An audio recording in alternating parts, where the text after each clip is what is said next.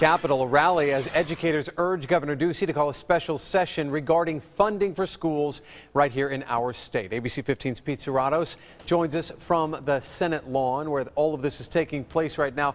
Pete, how is it looking out there?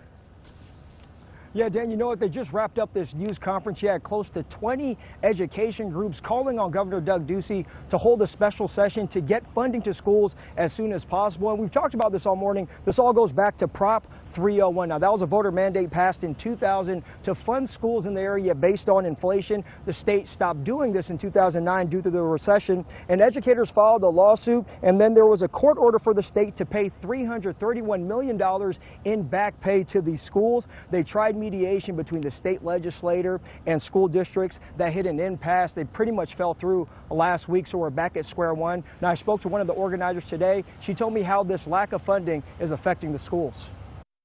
Well, if you're a parent, you can probably see it in your child's school. You've got old textbooks, some as old as 15 years old. You've got leaky roofs. You've got teachers who are going out and having to buy a lot of the supplies because they just can't afford it. Now, the state currently has a surplus in revenue of more than $300 million. Educators today hope that money can be used to fix this funding problem, but we'll have to wait and see what happens, guys.